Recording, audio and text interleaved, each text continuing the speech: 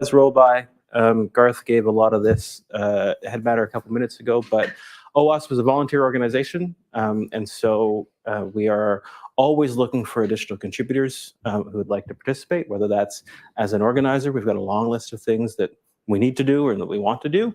And we're also always looking for speakers. So if you have a talk that you've given before and you'd like to give, or you've never given before and you'd like to try it out, or even if you've never given a talk, this is a really great welcoming and safe room and organization that you're able to give that a start at. So I'm curious, we've got almost half the room has never been to this meetup before. Does somebody want to tell me how you found us? This guy. All right, fantastic. Okay, well, this is great. Each one bring one. So at the risk of doubling the room, keep doing that. It's fantastic. But there's also lots of other places that you can find us, obviously on the meetup site. If you go to that meetup site, search for OWASP Ottawa, you'll find the rest of the contact details that I'm going to go through. Probably the most engaged place for OWASP Ottawa in particular is our Slack. At some point, that's going to swing by on the slides behind us. And if you're not already connected with us there, please connect. We'd love to have you as part of that conversation and part of that community, and we can certainly grow from there. Trying to think of other really key things that we want to say tonight before I bring up Chris Collicutt, who has come all the way from Toronto to talk to us tonight. And I'll tell you a little bit more about Chris in a minute, but Garth, I imagine that there's probably something you'd like to tell us. That's correct. Yeah. And Guy would like to speak. All right. Thank you. Hi everyone. I'm Guy Jourdan. I am the co-director of this place here. Welcome. Thanks for coming in such a huge number. We are outgrowing the space here very quickly, so I'll have to find a different floor next time. I just wanted to say that so here we have this place. It's called the Cyber Hub, and inside we have the Cyber Range. And in the Cyber Range, we do simulation. We build the scenarios for students and for people to get trained. The reason I'm saying that is that we are looking for people who are interested in doing that professionally. We have a couple of jobs openings right now. If you have any interest in this kind of activities and you are looking for a job now, talk to me. Okay, thank you. Merci, Guy. And that's a really great plug for the OWASP channel, because in addition to hearing it here from Guy, I bet if you went to the OWASP Ottawa channel and you went to the jobs channel, you might learn about opportunities like that one and others. But of course, apply to that one first. Garth, is there something you'd like to share with us? I've heard there is a big surprise. Well, let me see. Something that we have been trying to do for at least weeks, probably months, maybe even years. Oh, we've been talking about it for a long, long time, and I need to find the slide to unhide. Unskip, yes, not unhide. And I'm going to show this one. So we are planning a CTF. It will be on March 30th. It's a Saturday. It's ticketed because we're having it in this room. And as you can tell, it's not an automatically expanding room. So we are a fixed number of tickets. So if you get a ticket and you decide you can't make it, you're washing your hair, whatever it is, please release your ticket. But the link is there. You can't really tell on this particular slide. There is a QR code, but that's where you get a ticket. It starts at the doors open at 10:30. We'll be setting up beforehand, but you can enter at 10:30. It will be in this room, and we go from 11 till 3. There will be prizes for the top 3. What is A capture the flag. So sorry.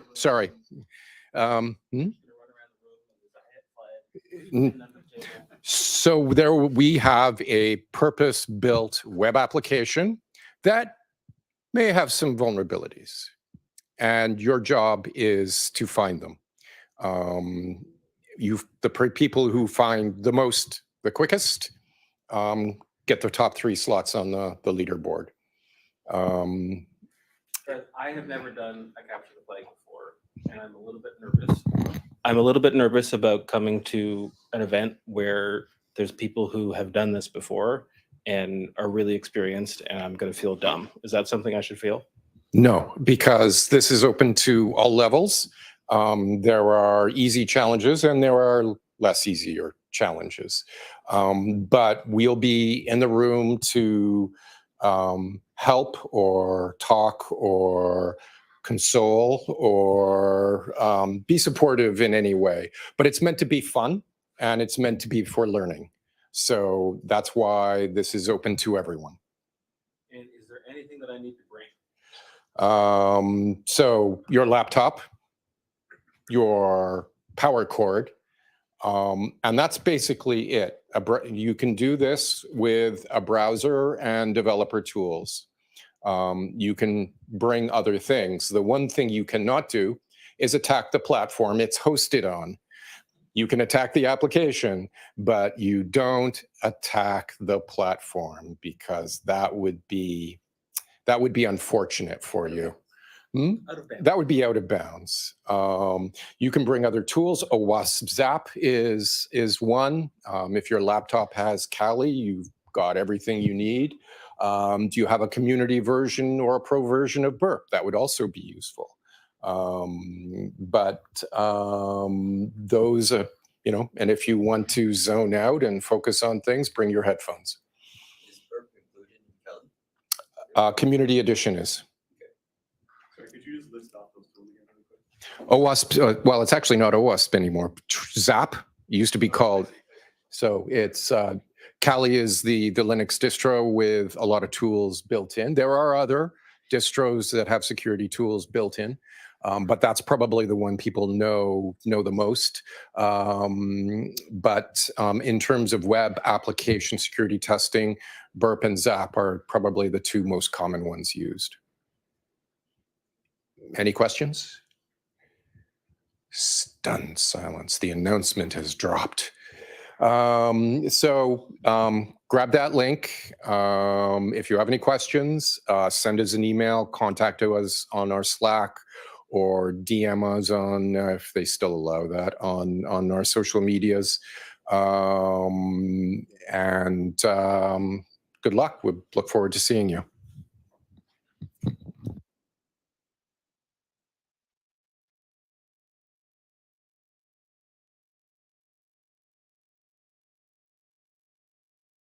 Gonna get a second mic. I don't know if this is true yet, but I expect that at some point in the next couple of days, we will have a channel on the OWASP Ottawa Slack instance that is dedicated to the CTF. So if you have questions, if you want to get the links to those tools, find the link to the tickets. If you can't find it anywhere else, join us in the OWASP Slack. And look, the channel is being created right now. Look at that. Oh, Adam's going to beat you to it. See, that is how we organize it at open source community. All right. How many people in this room drove down from Toronto today? Not me. Oh, there's one. We're going to talk about this guy in a minute. How many people who have implemented Kubernetes on a project? How many people have ripped Kubernetes out of a project? There we go. Chris Colquitt comes to us by way of Toronto, from Edmonton by way of Toronto. He has spent many years in the tech community, and in the short time that I spent talking to him today, I can tell that he is somebody who really enjoys speaking, teaching, talking about technology. And I'm really excited to hear what Chris has to bring to us today. He, again, is also very excited, it would seem, because he did come all the way from Toronto, and we are grateful for that. So let's give him a round of applause for that. Is there anything important I missed, Chris, before I hand you back this microphone? I guess just one thing is technically Curtis. Well, we could get the name right. That would help, right? I used to actually, I mean, there might be other people in the room who used to work at a computer store when they were younger. I used to work at a computer store and I got checks to Chris Collicutt, but I just cashed them. Yeah, no worries. All right. I'm really looking forward to this. Okay.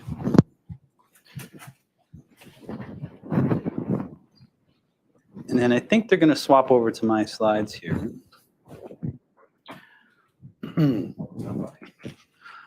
And so, yeah, and so I think earlier I was talking about, and the question was asked, like, if people, taking Kubernetes out of their environment. I used to sell Kubernetes. Used to work at a company called VMware where we sold Kubernetes, but it's not for everyone, right? Like, there's lots of situations where it doesn't make sense to run Kubernetes. So I'm not up here trying to tell you to run Kubernetes.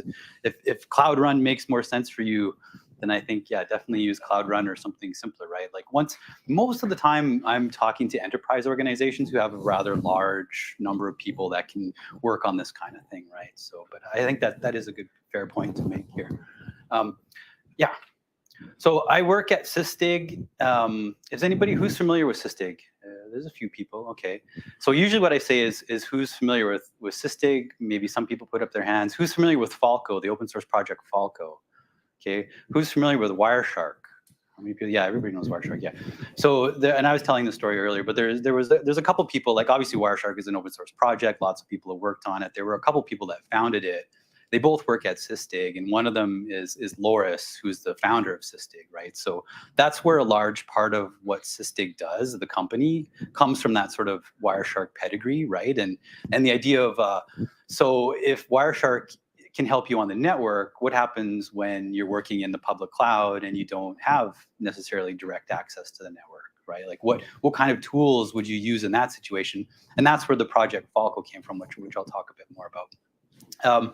So I work at Sysdig. I do a lot of meetups in the Toronto area. Today I'm coming up to Ottawa. I did a meetup here like 5 or 6 years ago, so it's not the first time I've come up here, but I really appreciate you letting me come up here and talk to you about this kind of stuff. But most of the time, I try to focus on the people side of technology, right? Because we have, and mostly what I'm talking to you about today is really the tech side, but I do often try to focus on the like socio-technical piece, right?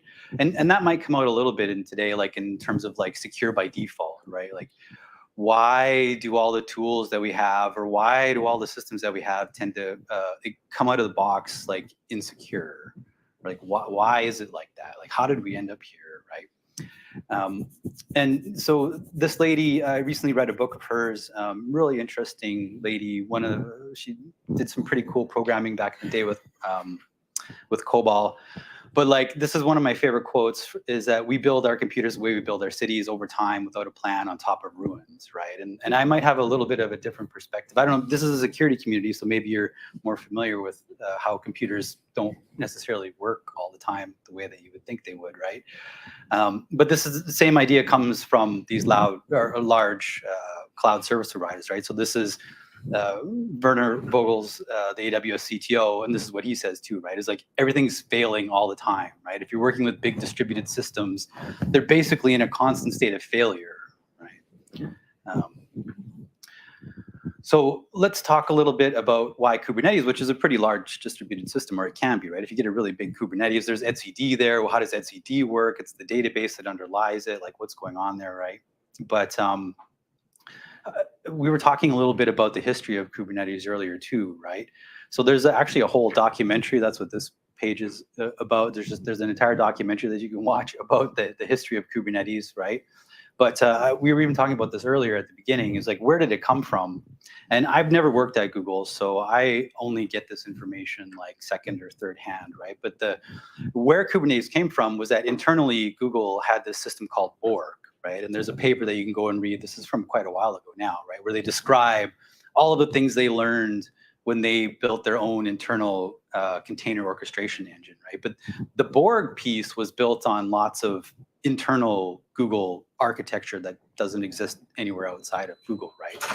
So what they decided to do was that this container model was a good idea. And so they decided to build an open source project around this idea.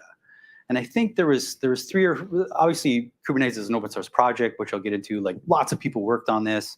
but I believe there was kind of 3 people that came out of Google who sort of open source Kubernetes, and they left Google and went to various places.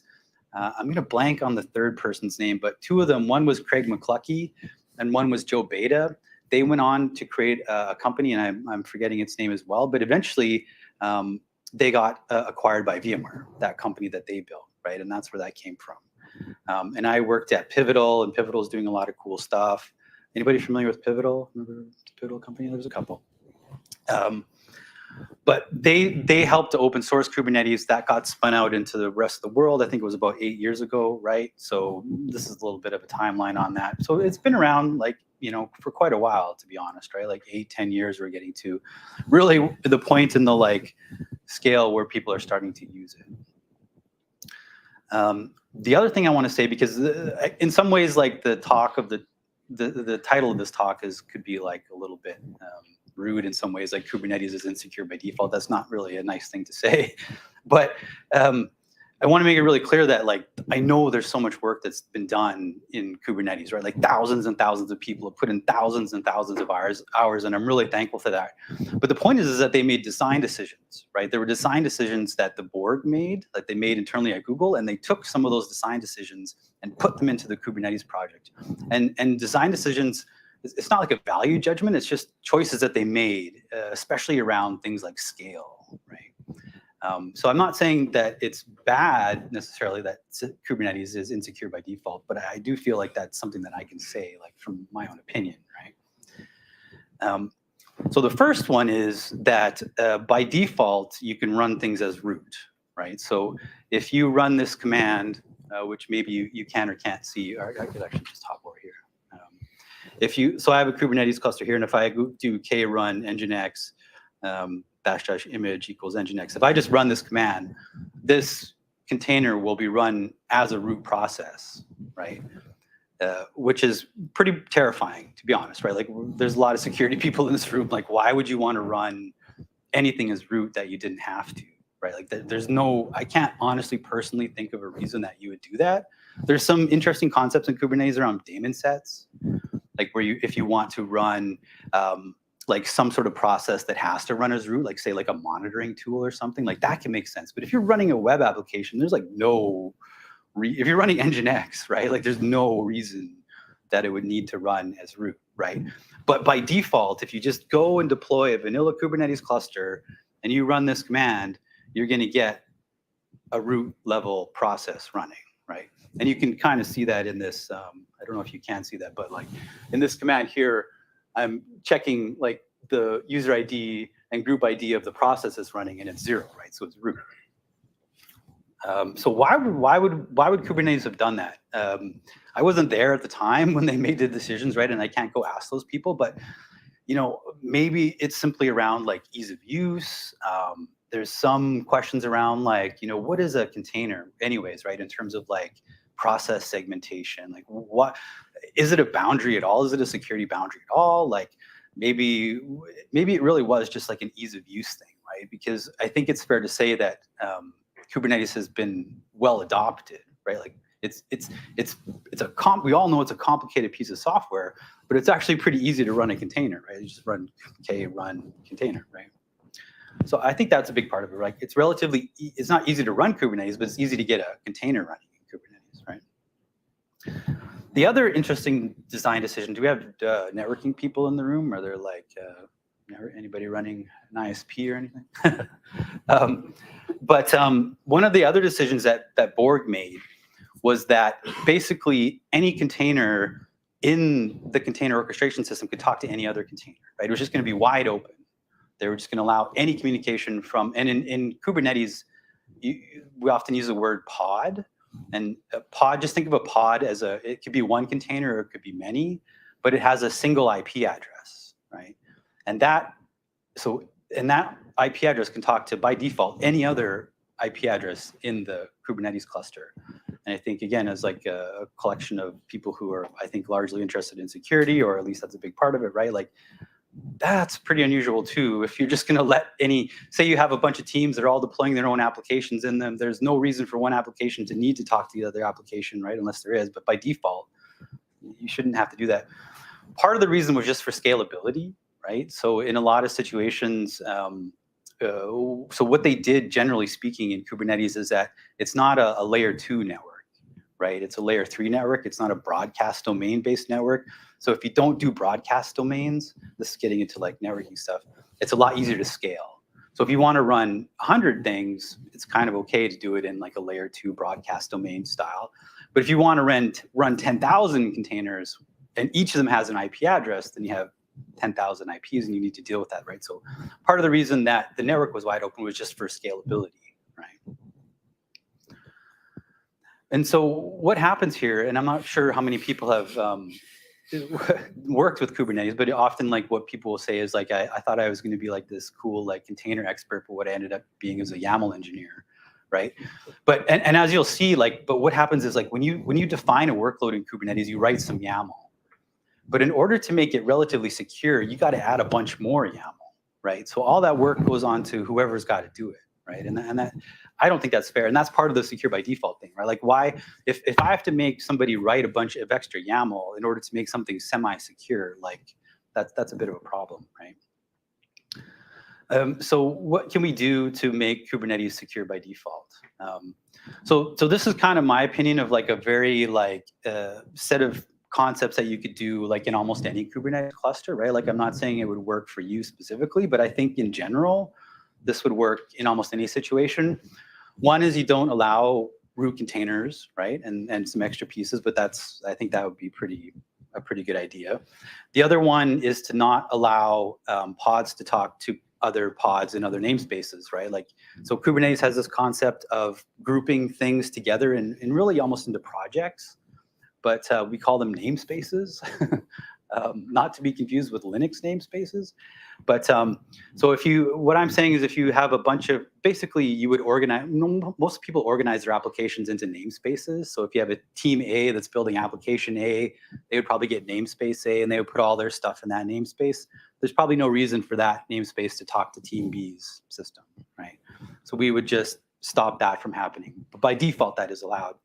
But we would need to automate this, right? So that people don't have to write a bunch of YAML because we don't want people to have to do stuff because if they don't do it, then it's insecure. We want them to do it. And then the third thing is build a last line of defense with Falco, right? So, and I'll get into what Falco is, but Falco is a threat detection engine, right? So we all, like it's been 20 years since I first got introduced to security. But they used to talk about the onion, right? The layers of security. So what happens if somebody gets through these layers that we built, right? Like, so we spend a lot of our time building security layers. What happens when somebody gets through? How do you know? How do you tell a story about what happened? Like if you're working at a big company, somebody breaks through all your layers, somebody pops a container, moves laterally through your cloud environment, grabs a bunch of data out of an S3 bucket. And your manager comes to you and says, well, what happened? What did they get? When did it happen? How do you tell a story about that? Without something like Falco, you can't really do that, right? You don't know what happened. You got broken into, but you don't know what happened, right? So that's the last one. Anybody have any questions so far? Is this all sort of, yeah, so yeah. Your K command, is that an alias or something? Or is that... Yeah, it's just an alias for Kubernetes. Or kubectl, sorry. Okay. Alias K, yeah, just kubectl. Yeah. It's been a while. So Kubernetes is also like a living project, right? It never stops, right? Like they used to do 4 releases a year, which most enterprises can't keep up with. Now they do 3, which most people can't keep up with either, but it's like, it's constantly changing, right? So we used to have one model of adding security into a namespace, right? So we used to have this concept of PSP, but that's been replaced now with pod security admission. So I don't know if anybody remembers the older piece, but the point is that we can put a setting on a namespace that requires certain security settings to be set in the YAML that defines a workload. Right, so that sounded really confusing when I said it. But how many has anybody deployed a workload to Kubernetes? Like how many people have deployed a workload to Kubernetes, right? So maybe no. Anyway, I'll leave that for now. But the point here is that by default, there's no real requirements for security. Like you can, like I mentioned, you can run something as root. But if I add this label called enforced restricted, which you can kind of see at the top, that will not allow you to run a root container in a particular namespace, right? So if that setting's there, if you use kubectl to label that namespace, then you're limited to some of the things that you can do in that namespace. And one of them is you can't run a container as root, right? Which is yes, yeah. And there was a similar concept before that called PSPs. But now if you run a more recent version of Kubernetes, it's got a different name and a different way that it does it, but same kind of idea, right? But if we set that, then we don't have to worry about containers being run as root. They won't be allowed. And this, maybe if you can read that right, like, so there's 3 different policies. There's privileged, baseline, and restricted. And this restricted one says, you know, you can only have certain kinds of volumes. You can't run as the root user. There's no privilege escalation allowed. The seccomp profile is set to runtime default, and then all the capabilities are dropped. So this starts to get into like the technical pieces of what Linux will let you do from a permissions capability, right? Point is that if we add this, you can't do those things, right? So that kind of solves the first problem of running as root. This is the second one where we want a network policy. So in Kubernetes, as I mentioned, everything was wide open. So on the first release of Kubernetes, any pod can talk to any other pod. You start to deploy that into some larger organizations, and they're like, hey, that's not cool. We need like a way to limit what can talk to what, right? Like we need a way to like set up firewall rules, right? And so in the next version, after the first version of Kubernetes, I think this is when network policies came in. So you can create a policy that is effectively kind of like a style of firewall, right? So here's one that I have. And so what this one will do is not allow pods to talk to pods in other namespaces, do allow pods to talk to pods that are in their namespace, allow connectivity to Kubernetes service objects. That starts to get into like some of the other resources that are in Kubernetes, do allow outbound to anywhere. And my kind of thinking was that this would work in almost any organization. Some people might, you know, not agree with the egress part, but this is a good baseline, I think. And then the next thing is we said we need to automate these things. Because if I require people to add these on their own, like they're not going to do it, right? Like just how human psychology works. So there's a lot of different ways that you could configure Kubernetes so that it would do this automatically. And I'll show you a few of them. But the one I've got here is using a CNCF project called Kuverno, which will basically, when you have this concept of security policies, and I'll pop over here if I do get cluster policies. I'll make this a bit smaller maybe. So I've got some, and so this isn't native to Kubernetes, right? So the interesting thing about Kubernetes is that you can actually make it do anything you want, right? You just have to write some code. Really, Kubernetes is like a generic way to create any API that you want. So we usually think about Kubernetes as something that just gives us containers. It's like we're your developers come to you and they're like, we need containers. And you're like, okay, well, I know a good way for you to get containers. We'll just get Kubernetes and we're done. That's not actually, I don't think that's the interesting thing about Kubernetes. The interesting thing about Kubernetes is you can build any API you want with it, right? You can use Kubernetes to add more functionality into it. And that's exactly what's happened here is this cluster policy. This is not part of vanilla Kubernetes, right? This isn't a resource that's available. When you install Kuverno, you get this new capability like automatically, right? So, and it becomes part of the Kubernetes API. And you build these policies exactly the same way you would ask for a container. And you can actually do this if you want to on your own. You can create any resource, any operator that you want, but you'll probably end up having to write some code. But there's this whole concept of operators, right? But I think if there's one thing you get out of this, it's that, right? It's like Kubernetes isn't just to get containers. You can also make it do almost anything you want. And actually, maybe that's why, maybe I'll pull this up, right? Firefox CNCF landscape.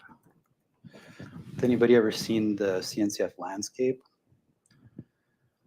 So who knows the Linux Foundation? Linux Foundation? Yeah, we all know. Underneath the Linux Foundation is, and sorry if I'm telling you things you already know, but underneath that is the Cloud Native Computing Foundation. And these are all the projects that are part of this. And many of these will do exactly what I was just saying, is they will build on top of Kubernetes and add new capabilities into Kubernetes that you use just like any other API, right? And that goes for Falco too. Like Falco is here somewhere as well. I'd have to see. It's on here somewhere. But there's a lot to it, right? And this could be a little concerning because there's a lot of stuff on here. But it's part of I think the value of Kubernetes is that it's so flexible, right? Okay. So we can automate those things that I was talking about using Kubernetes. We can use a cluster policy that will enforce when I create a new namespace that label will get added automatically, right? I can also create a policy that would say, okay, well, every time a new namespace gets created, make sure this network policy is assigned to it as well, right? Okay, does anybody have any questions so far? That might be a lot, I don't know. Tangential. Yeah. But for CNCF landscape, do you happen to know how they decide who gets a bigger box? Oh, I don't actually. I think these might be graduated projects. I'd have to check. But yeah, actually it says CNCF graduated at the bottom. So the CNCF system, they have a way to like graduate projects through the system. So there's like incubating, some other stage, and then graduated. And you have to like kind of prove that you're a good open source project to get through all those stages. So I think these bigger ones are, some of them say incubating, some of them are graduated. Yeah, I don't actually know why they're bigger on that page. Yeah. Okay. The other thing about running as non-root though, so it sounds really simple that I could just say, well, we'll just not allow root containers. But your container image actually has to be configured so that it can run as non-root, right? So that's a bit of a problem. So if you require things to, if your namespace has been set so that it's restricted, some container images aren't going to run because they're not designed to run as not root. And this is an example here, right? So if you're familiar with Kubernetes, like you probably see, I've already used Nginx as an example, right? Like this is a very common piece to run as like a demo. But if I require non-root, just running this, actually I can probably go over here. Let me switch to test, or no, that's not gonna work because I have things in the background. Yeah, sorry. I'll show you a bit more there, but the plain Nginx container isn't going to run if you're required to not run as root, right? But there's another container image that runs Nginx that's called Nginx unprivileged. Okay, so maybe we'll run through a few pieces here. Okay, so I have a Kubernetes cluster here. I've already shown you that we've got some policies that are created. If I get all of the pods in the Kubernetes, where's Kubernetes? Yeah, Kubernetes. So you can see that I've got this extra piece running, this Kubernetes piece running. That allows me to have these extra cluster policies.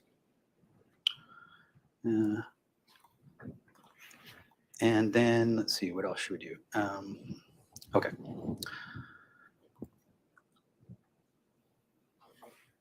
So what I've got set up here is that I've got one insecure namespace.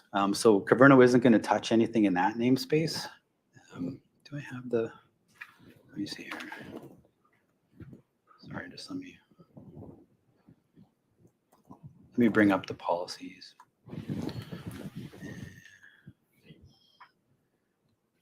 So I put all these policies in a repository that's public if you want to take a look at them. But for one example, let's look at adding this security context so you can see what this policy looks like. And so I'm excluding these particular namespaces, including the insecure one. And what this is going to do, this one is going to add this security context to any container that I run there. So it's going to like, just like I talked about how the restricted process, it needs to not allow privilege escalation, not run as root, drop all capabilities, all that kind of fun stuff, right? And also the seccomp profile is going to have to be set to run default. So that's going to get configured. PSA to, let's see, security policy. Which one is this? Yeah, so this is the network policy, right? So this network policy is going to get added to every new namespace that I create that we showed you before. and PSA to namespace. And this one is going to apply that restricted label to every namespace. Okay, I'll go back over here. So let's look first at this insecure namespace. So if I get k get ns insecure, so we can see the YAML that actually defines this, and there you can see there's nothing here, right? But if I look at the similar one, like this test3 namespace, or let's see, what do I have here?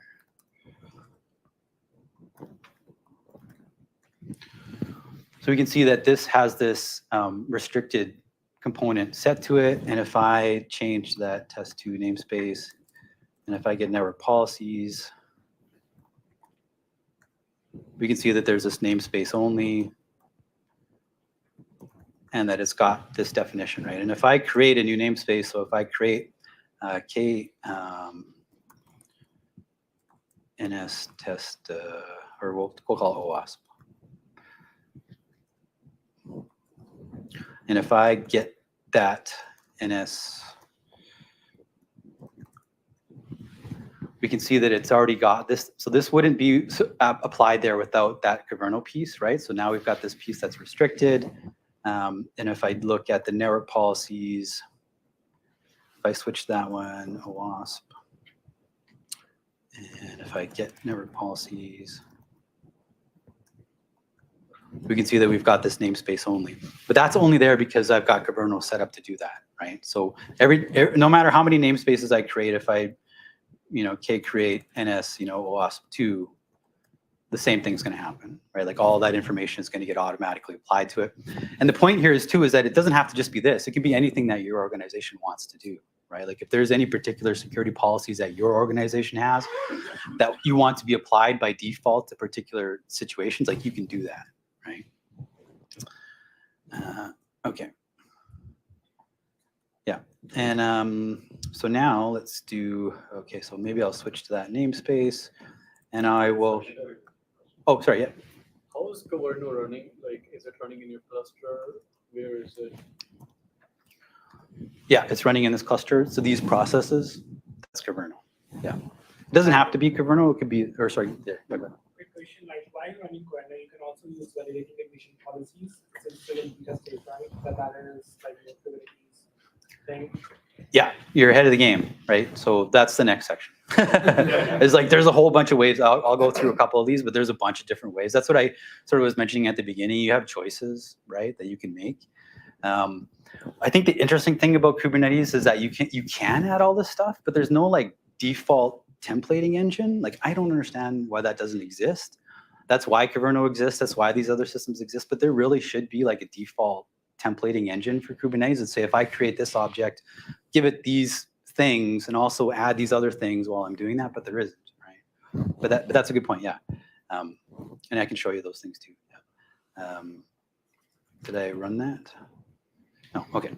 Let's run, and I'll put that in OWASP. So now I'm just gonna run a basic container. So that's gonna create, but the interesting thing here is, okay, so you saw me, like I put image nginx, right? Like I typed nginx, so that if you just put an image name, it goes to Docker Hub. Like most people wouldn't do that, but that's how Kubernetes works. By default, it goes, if I don't put like my repo here or whatever, it goes to Docker Hub, right? But you saw me do that. But if I get that pod, let's see, what do I call it? Call it nginx. And look at the definition, or should I have to grep image? The image that's actually running is nginx unprivileged, right? That's not the image that I asked for.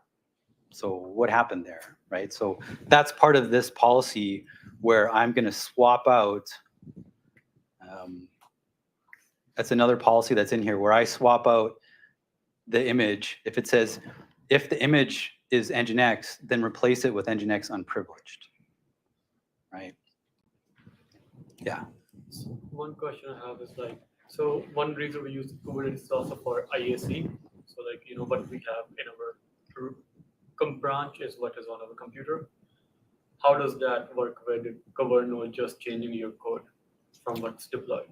Yeah, I mean, and that's a fair question, right? Because you wouldn't. Like, this isn't going to go to your Git repository and like tell you what changed. Yeah, and that's a fair point. But I think the problem with that is that you have to put all this extra YAML in that. If you have 1,000 applications, like some people do, right? If you have 1,000 applications, you have 1,000 sets of YAML manifests, and they all have to have the perfect security definition in order for them to be, meeting your company's policies, right?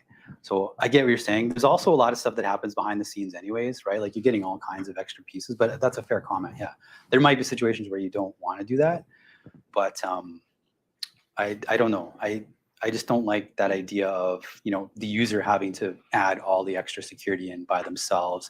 And that's why you need like all of the secure DevOps, right? It's like, okay, well, you need somebody to now tell the developer team who may not be as interested in writing YAML as they are in writing Java, all that kind of stuff, right? But that's totally a fair question.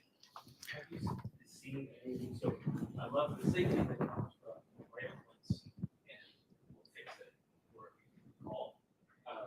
And it does, as soon as you do that is so okay. I can't imagine what I would do to figure out why, how does that happen? Do you see anything that helps to make that sort of walk up back? So this is where it came from. But really, I think what you're asking is like, how would you troubleshoot something?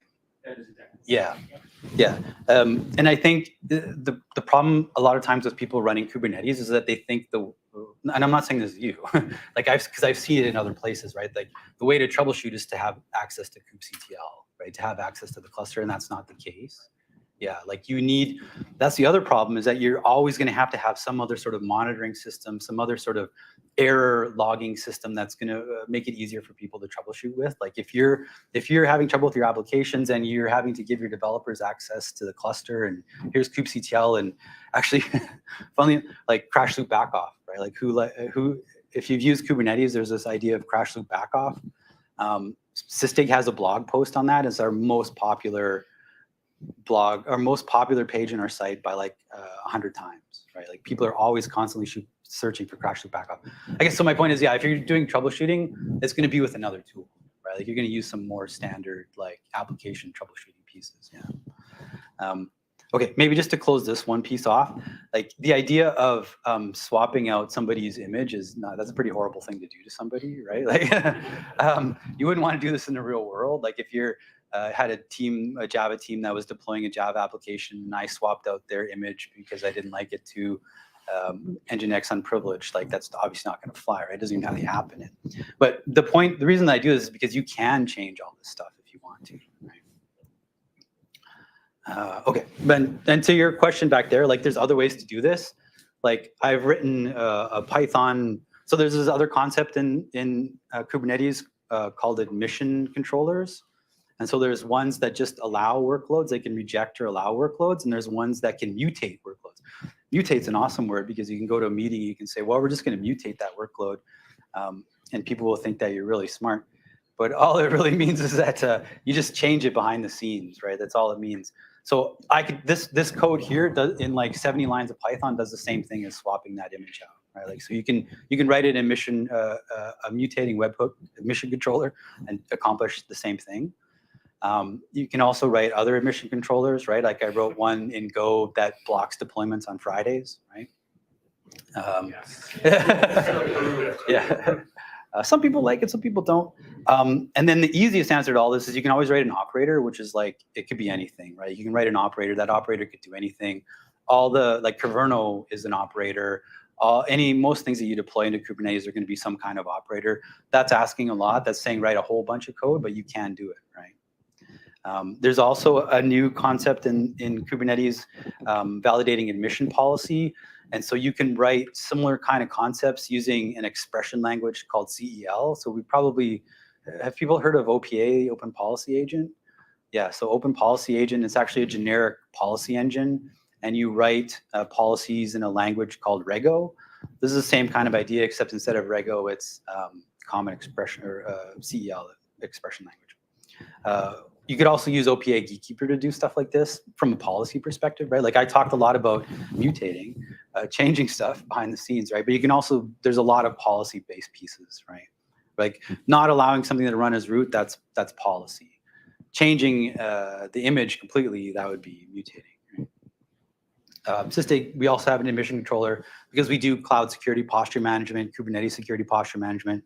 So you can deploy our admission controller and then write policies in our tool that would do that too. So hopefully, how's time? Are we okay for time? Yep, good. But so now we've done a whole bunch of work to like try to secure the system. But what happens if people get through all of that, right? So now we're talking about the last line of defense. Like what happens if all of our security precautions fail? What do we do then, right? I read an interesting paper that it keeps stuck in my head for a long time. So it's about how long the vulnerabilities last in a piece of code, right? Like from when they're introduced, like the contributing commit that introduces the vulnerability to when they're actually fixed. And on average, it's 4 years, right? So that's a pretty long time. I know we all, like Sysdig, we do vulnerability management too. We'll tell you all the CVEs that you have in your images. That's not always like the most useful information, right? Because in some situations, those vulnerabilities have been there for a long time, like well before they were actually even discovered. So at Sysdig, we do some really interesting things around like threat detection that helps with that. The other part of it is like, what are containers? Oh, sorry, go ahead, yeah. Topic, but is it because they're found or is it because the code is obsolete and is no longer running? So this particular study looked at the contributing commit for so let's say a CVE is discovered, they would go back and look at when the commit was created that caused that, and that time period. That's still sad, but not as sad as we just replace the code with vulnerability. Yeah. By accident. Yeah, which could happen too, right? Or more often it like gets reintroduced as well, right? Like so a lot of times people will fix CVEs and then like undo that fix. Yeah.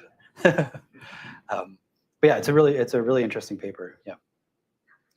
And this is part of what I talk about too with Falco, right? Is so like when containers first came out, people didn't really know what it was, right? Like what kind of security segmentation it provided, right? And at the time, like the question was like, do containers contain? Like, is that really their job, right? And my suggestion would be that it's not really containers' job to contain. It's their job to filter system calls. Really, is what it is, right? So just sort of like filtering water, right? Like we put water through a filter, and then out the other side comes treated water. Same thing with containers, right? Like we put applications into an operating system. In order for an application to run, it's got to do a system call. You have to do system calls, right? So what container system runtime engines really do is they really filter those system calls. They filter those capabilities, right? And there's a whole bunch of them, and I got them on here. So like SecComp, we already talked about. AppArmor is in some distributions, Linux capabilities, other layers. But the point is that we put applications in, they make a bunch of system calls, and we filter those system calls, right? They're not necessarily containing, they're filtering, right? And so that's where Falco comes in, right? So Falco is an open source project, part of the CNCF. Some of you are familiar with it. It came sort of from the pedigree of Wireshark, but what does Wireshark have to do in a cloud environment, right? Or in an agent-based in a Linux environment. So Falco, part of CNCF, it's almost graduated. We'll be graduated pretty soon. Lots of companies use it. Lots of companies contribute to it. Hundreds of millions, tens of millions of downloads, right? And so what Falco does is it's an agent, and in general, you deploy it into a Linux operating system. It can also work with other things that I'll tell you about. But it basically sees every system call, right? And so it's analyzing, it can see every system call, and then we can apply rules to those system calls, right? And they're deterministic. So there's been a bit of discussion about artificial intelligence recently, right? Or machine learning. Part of artificial intelligence and machine learning is you can't really go and ask those tools why a rule got fired, right? Like say you have some sort of threat detection system that's based on machine learning, you can't really go and ask that machine learning why it did that because it doesn't know, it's a black box, right? So what Sysdig is Falco is a rules-based system. So there's rules that are applied. So if this happens and this happens, then fire an alert, right? And if that same thing happens, it's going to get fired again because it's deterministic. So it gets deployed as a kernel module or eBPF, which is a kind of more interesting, more secure model for adding code into the kernel. But we're looking at all these system calls and we're analyzing them, right? And this is what a Falco rule looks like. It's more YAML. But it's actually relatively straightforward because, like I said, it's like if this happens and this happens, then this happens. This particular one is looking at like fileless execution, right? Like that's kind of a new thing that people have been doing in terms of breaking into systems, right? Is using fileless execution. And maybe I'll just take a quick look at Falco here. So if I go into the Falco namespace, so I've got Falco running in this pod, right? And if I take a look at the logs, do I have tail? Yeah. So there's a couple of logs here already. I don't know, hopefully you can it doesn't really matter if you can read these. These ones aren't the ones I'm interested in.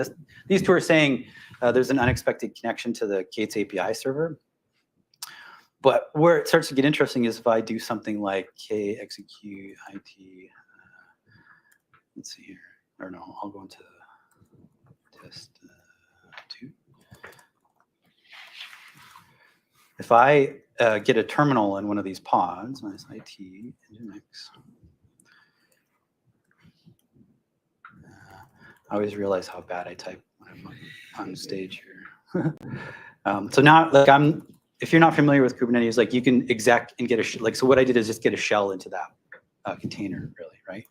If I execute out of that, and I ask Falco whether anything changed, like so now there's an alert, right? It says, notice a shell was spawned in a container with an attached terminal, right? And so this is kind of the point of Falco, is that your developers, nobody should be accessing terminals in containers, but if they do, you can get an alert.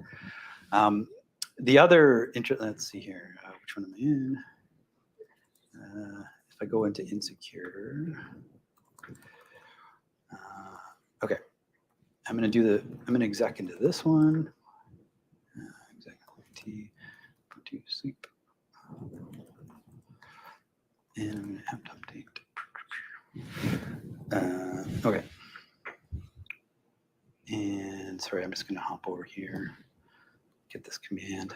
Can I ask you a question? Just for, Yep.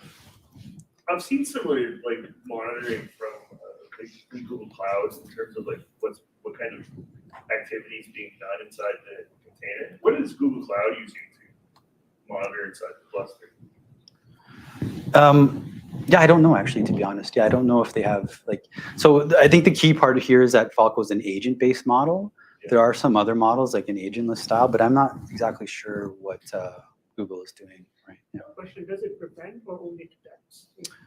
The open source project Falco only detects. Sysdig will prevent too. Yeah. IDS. Yeah. Okay, and then if I, yeah. Ooh, no. Yeah.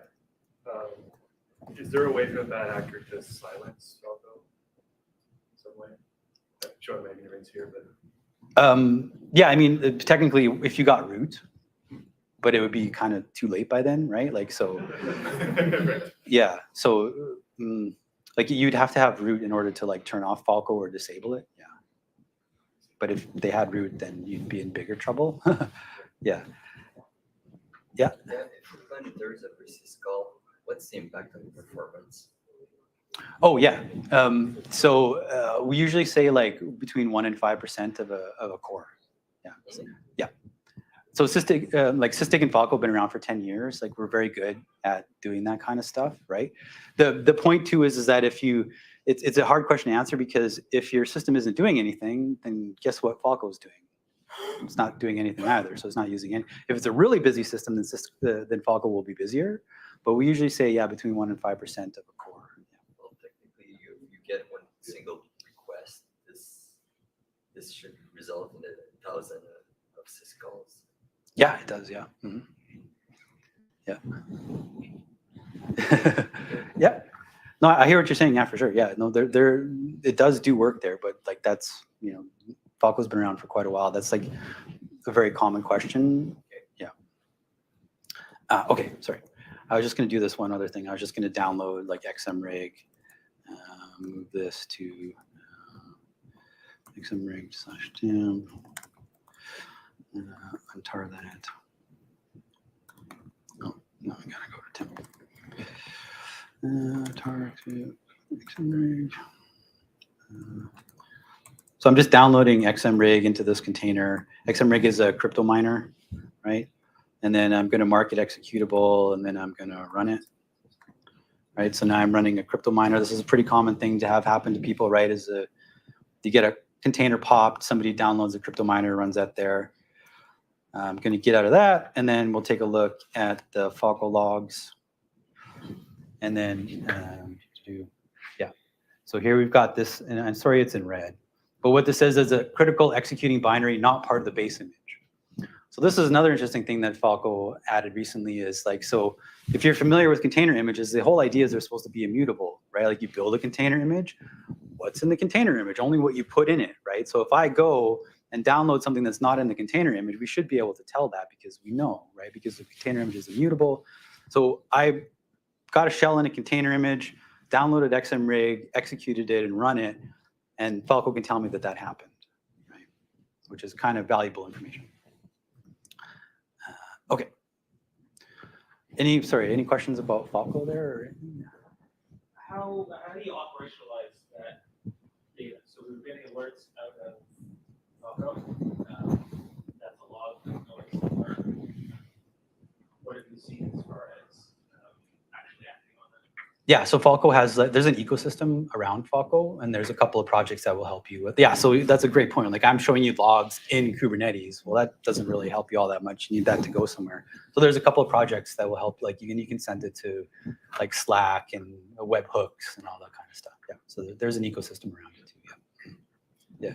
Can Falco only be used in terms of container security? Can it be used in API security, for example? Yeah, you can run it. You can. You don't have to run it in Kubernetes. You can run it on a normal host as well, and then you could write a rule to do anything that you want it to. Really, right? Because it's going to see every system call. Yeah. Can you configure it to send the notification? Yeah, that's exactly what we were just talking about. Yeah, so there's projects that are in the sort of Falco ecosystem that you can use to take that log that I showed you and send it to something. Yeah, I can't remember the name of the project right now, but there's a project that does that. Yeah. Yeah. So just to like maybe end off here a little bit is like, so system calls, it's a pretty good place to live, right? Like if you're seeing all the system calls, you're seeing everything that's happening there, and if you're fast, right? If you're fast. And you have a rules-based system, you can see all this kind of stuff, right? And you can write all the rules that you want to do this kind of work. And so part of the filtering piece is we're going to look at the filtered system calls that get through the container pieces, all that makes it through there, and we can analyze those, right? And alert on any of them that we think are malicious. The other interesting thing with Falco is that it's not just, we talked a whole bunch about system calls already. It's not just system calls. It's actually, we can use Falco to do that with any streaming log file, right? And like what has a streaming log file? Almost any SaaS platform, cloud platform, like AWS has CloudTrail, Okta has its log, GitHub has its log, right? Like, so we can actually use Falco and use those same rules against the Okta log, the GitHub log, right? So in some ways, like I talked about how Wireshark, Falco sort of came from the pedigree of Wireshark.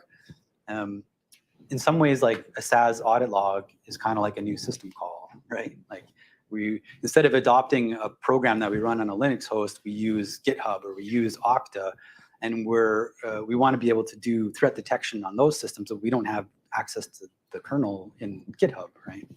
So how can we do that? So there's this whole concept of Falco plugins. So you can write Falco plugins that look at any streaming log file or any like audit logs. And so in this way, like I talked about looking at system calls in a kernel, but we can also look at external like logs like Okta, GitHub, CloudTrail, right? And then maybe just to end it off, right, is like part of like, if you're using Kubernetes, most of the time people don't adopt like the vanilla open source Kubernetes and run that. Not because they shouldn't, but because like the mission of Kubernetes isn't necessarily to give you the best like multi-cluster deployment that meets all of your enterprise requirements, right? So what typically happens is that Kubernetes is their mission is to really make the best individual Kubernetes cluster that meets the technical requirements of that that group of people. But when you go to use it in your company, you might like adopt like a cloud service provider's version, like GKE or EKS or whatever, right? Same idea with Falco. Falco's mission is to be the best like individual sensor, but you don't really need one sensor. You probably need hundreds, if not thousands, right? So how do you manage that? And that's part of why Sysdig exists.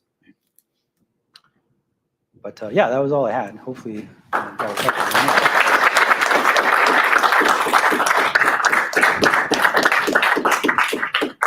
One more time for Curtis. Yeah.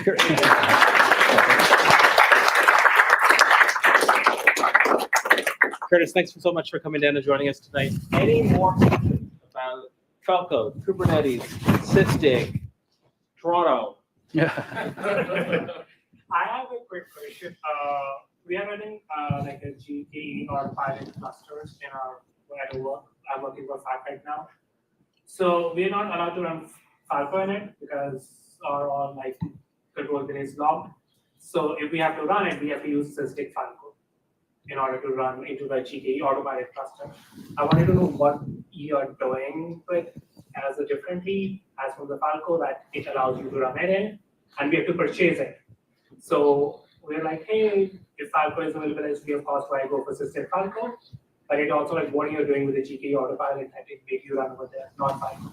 Yeah, I'd have to check into that exactly. I believe like in order to deploy a kernel module, like you have to be whitelisted, right? So that would be, I think that's a big part of it is that Google would have to agree to allow your particular kernel module to be added into the clusters. It whitelist Sysdig. Yeah. Sysdig uses Falco.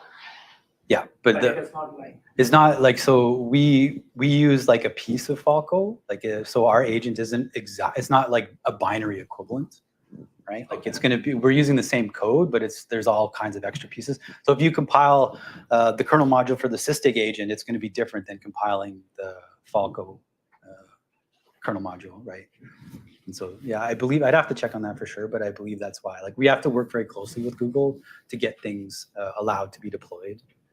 yeah, that was my like, are you doing something separately from organization-wise, like to allow it out or something else? Yeah, I believe so. Yeah, we work very closely with them to like be allowed to get it whitelisted, I believe. Yeah.